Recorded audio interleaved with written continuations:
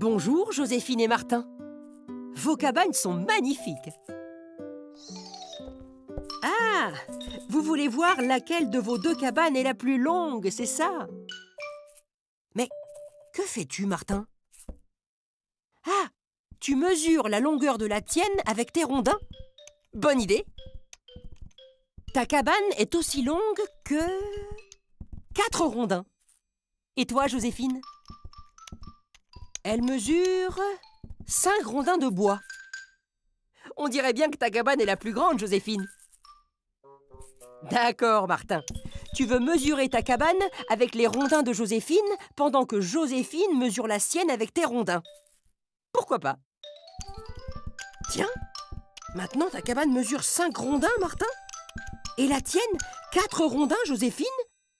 Alors celle de Martin est la plus grande? Mais c'était le contraire tout à l'heure. Bizarre. Ah! Le rondin bleu est plus long que le rouge. On ne peut pas comparer les cabanes avec des rondins de mesures différentes. Bonne idée, Joséphine.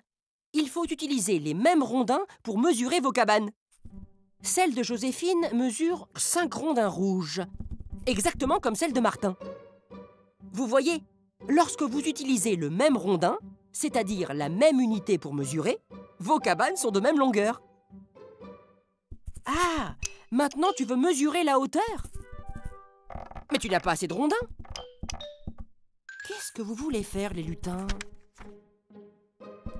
Bien joué! Avec cette bande de papier graduée, plus besoin de manipuler des rondins. On sait que la bande de papier mesure 10 rondins. Ta cabane mesure 9 rondins de hauteur, Martin. Et la tienne aussi, Joséphine. Égalité parfaite. Vos deux cabanes ont la même hauteur. Ah, tu veux savoir si vos cabanes sont les plus hautes de la forêt? Dans le village voisin, les Farfadets utilisent la brique comme unité de mesure. Ça ne va pas être facile de comparer une mesure en rondin et une mesure en brique. C'est vrai, Joséphine.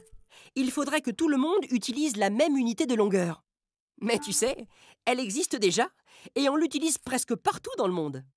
C'est le mètre. Et vos cabanes mesurent presque 1 mètre. Belle hauteur pour des lutins.